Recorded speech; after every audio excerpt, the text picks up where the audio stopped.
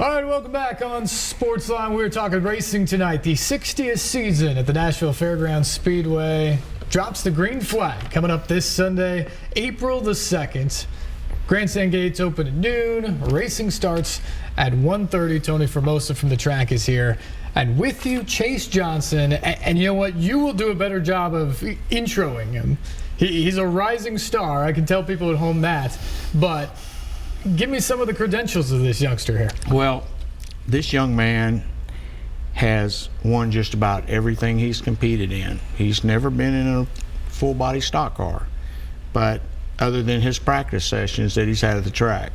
And he's probably got 300 laps around the quarter-mile track, I'd be safe to say, maybe 400.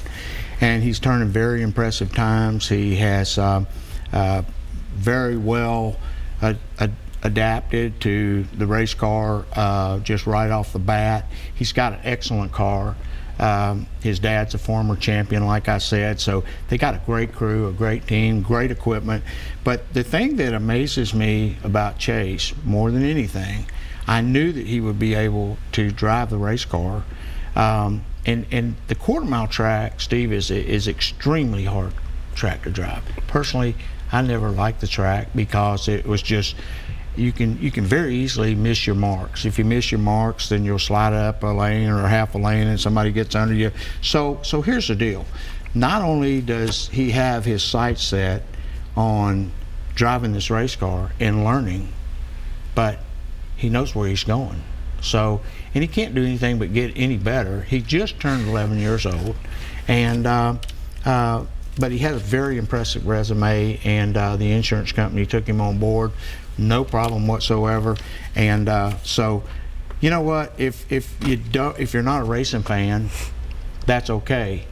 But to see an 11-year-old kid get in a race car and go out there and driving around a racetrack like he's been in a race car for many, many years is very impressive to me. Well, that's a heck of a story, racing fan or not, just a sports story to see an 11-year-old get out there and compete at that level.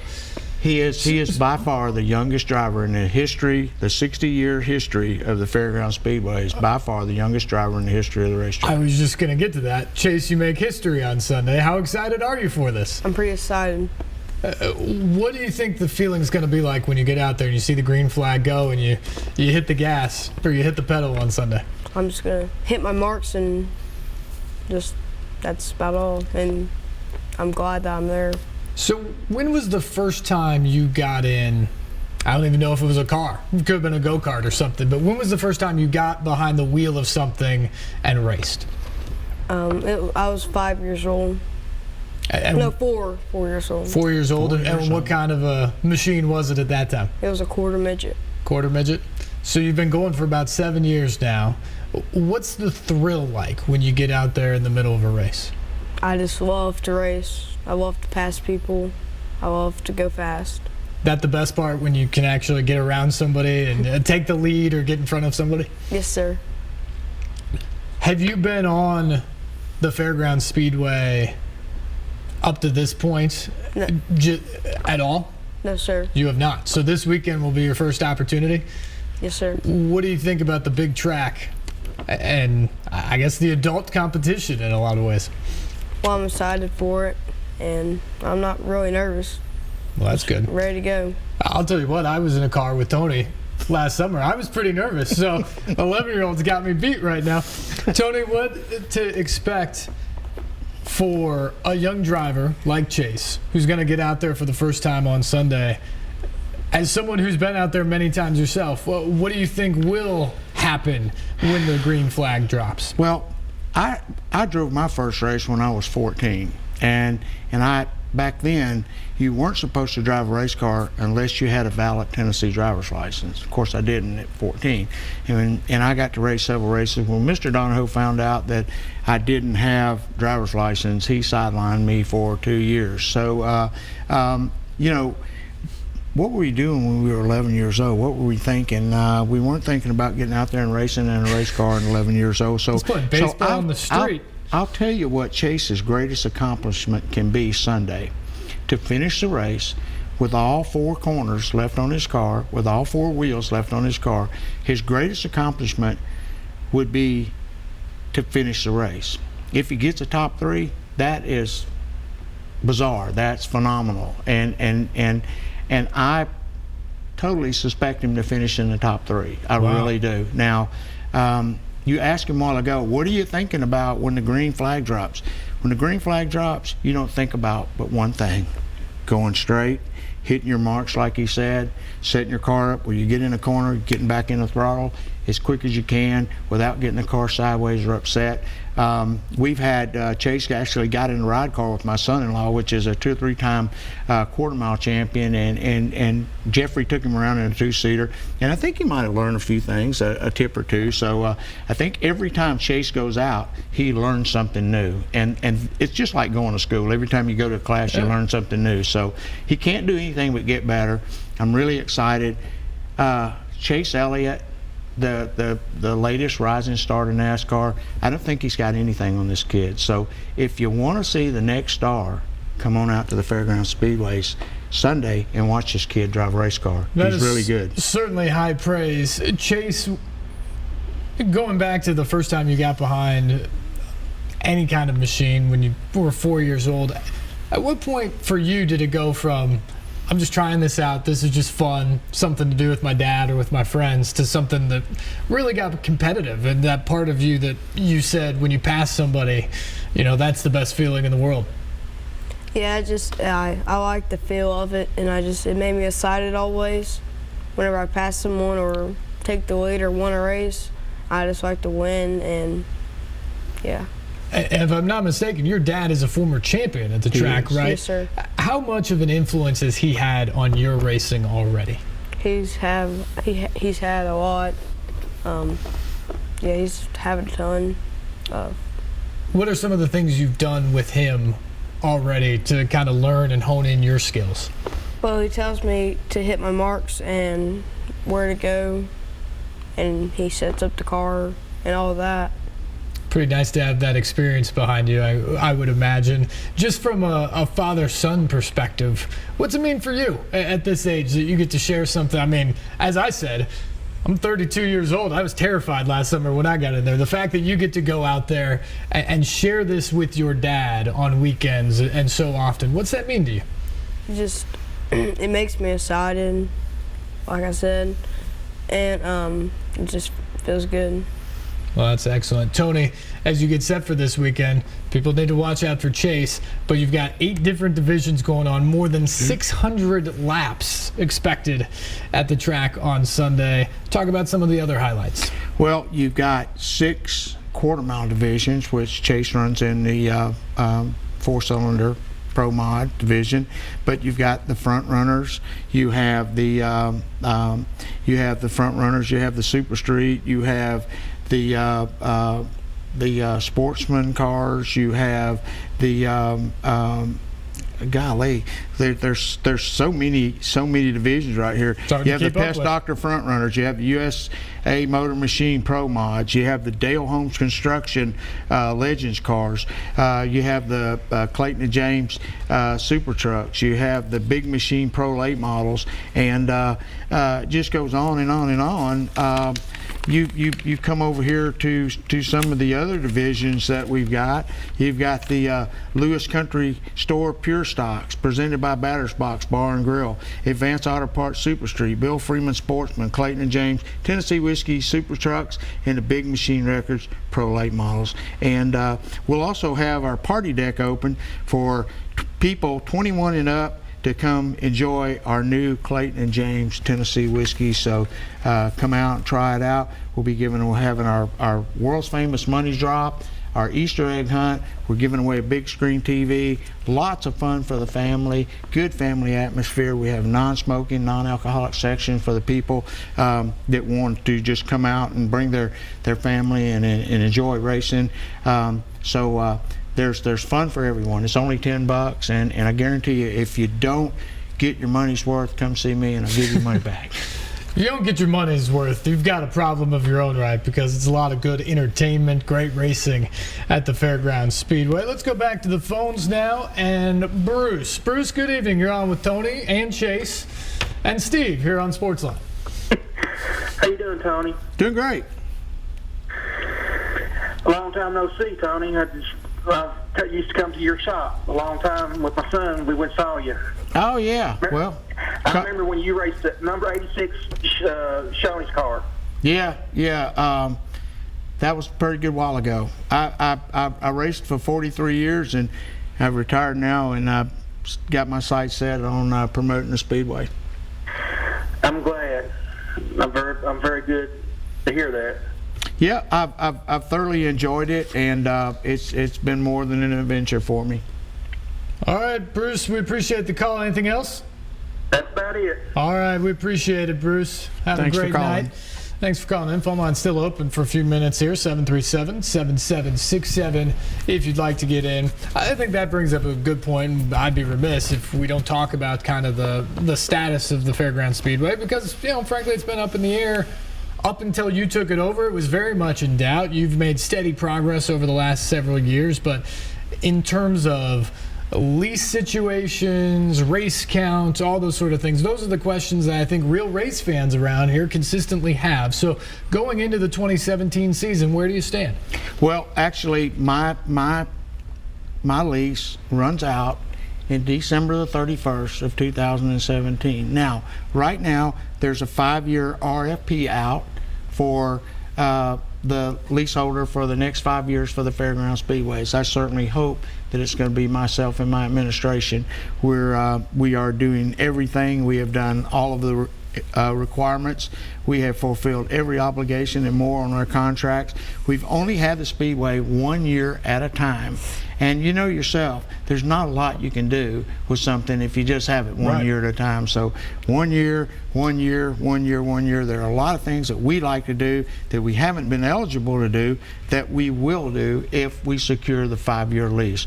That's what our sights are set. So we're going to make this season the biggest and best season that we've had so far. This is my 7th year being a promoter, and we're really excited about 2017 season and the 60th year, so it's going to be great. The 5-year lease opportunity at the end of 2017 says to me, someone outside of the equation, that the right people are starting to notice how much popularity is coming back, how much the racing is where people want it to be and what the crowds are and the interest level is, and that they need to make that type of commitment. Is that the right observation? Absolutely. And my furthest memories of my childhood go back to when I was 5 years old. I remember the Fairgrounds Speedways. I remember going there and watching my dad race when I was 5 years old. So this facility has been like home to me, and I have a special love and a special passion for the sport, the facility, and I don't think anyone has a clue of when I got into it. I had been racing all my life. I had no earthly idea what the administrative end of the Speedway was like. Believe me, it's hard work. You have to love it, and you have to be dedicated to hang in there and do what it takes to make this facility go. It's a big place. It's a passion of love for sure. For you, I know, and it shows in everything that you do. It does. It's graduating. It's got bigger and better every year. So, I would hate to see all that go to waste. Hopefully that the city will realize, and take a good look at my record and my performance and give us a 5-year lease. Then we can really do good. Well, what's been done over the last 5 or 6 years should certainly give you a head start on the 5 years to come. That's for sure. Tony, I got to ask you a question. Do you know Sugar out there? Yeah, I know Sugar. All right. Sugar Bear. Say hi to him. Hey, Sugar, how you doing, buddy? Hey, what's up, y'all? Well, just introducing Chase to all the racing fans and trying to promote him and get some people to come out and watch him. I think it's going to be a really cool deal watching an 11-year-old wheel a car around a quarter-mile track this Sunday. So that's exciting. But I wanted to ask you a question right quick, and I'll let you get back to your business. Sure. All the help that you and Bobby Hamilton did with Derek in the 80s, you think it paid off any? Well, yeah, it really did. I mean, everything that I've ever done my entire racing career has paid off. Certainly, there's some things that if I could go back and turn back the hands of time that I would do differently. But I've enjoyed every minute of it. It's been a great ride. All right, buddy. Well, you have a blessed night, and thank them for letting me come on there, okay? Thanks for calling, Sugar. Sugar, thanks for the call. Chase, I want to get back to you real quick.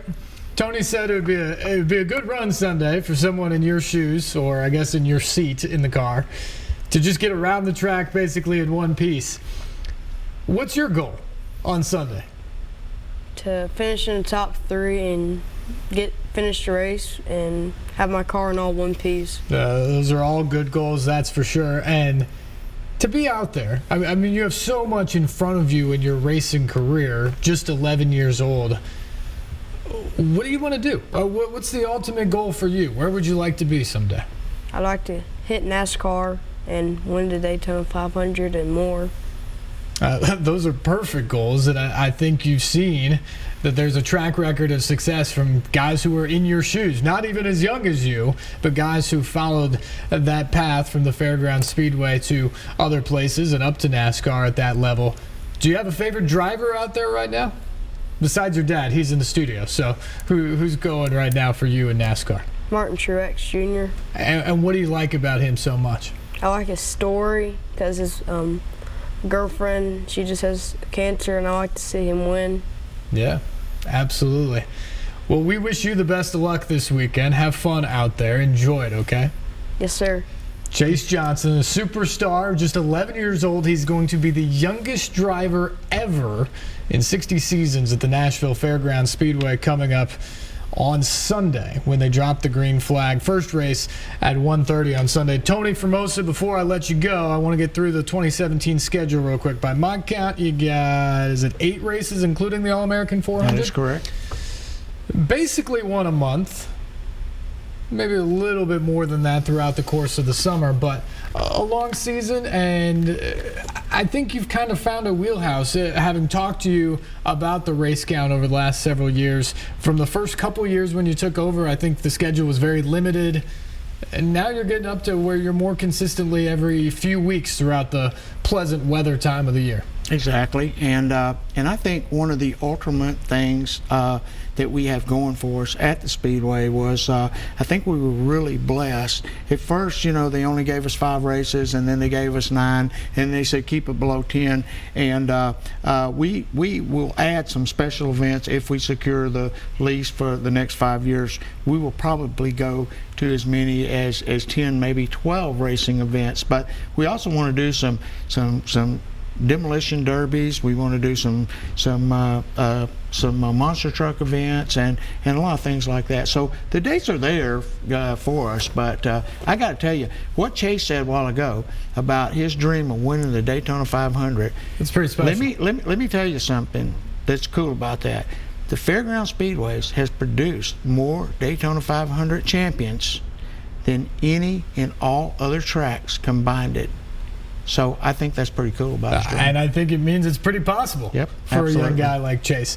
Real quick before you go, I want to ask, because there's been some talk in the community about the push for a Major League Soccer team in the fairgrounds area. What do you think is obviously the tenant and the leaseholder there right now? What do you think that would do for the Fairgrounds Speedway? Well, I think that I'm for the soccer field. Mm-hmm. I'm for anything that brings revenue, and we obviously have a jewel that does not need to be buried. And I think that if we put a soccer stadium there, that's great. It can only bring more recognition, more customer awareness to the Fairgrounds Speedways. Sure. I'm not for a soccer field going in the footprints of the Fairgrounds Speedways, but I have been pretty much assured by the mayor that that's not what it is. A lot of people think it is, but the soccer field is to be built on the outskirts of the racetrack. Well, we see that in a lot of cities where you have multiple sporting venues next door to each other, and it works very well. You can use parking lots, you bring more people there. And I think it would be absolutely fantastic, and the more revenue that our fairgrounds brings in, the better off our total city is. Absolutely. Let's try and sneak one more call in here. Is this John? Yeah, how you doing now? Yeah, John, go ahead. Yeah, I just want to know, do they think how he bought the fairgrounds around, and does he think the racing better, or I mean, I noticed the stands, been pretty packed, and we're pretty pleased with how he's brought the fairgrounds around. And I just want to know if you think he's seen any kind of improvement.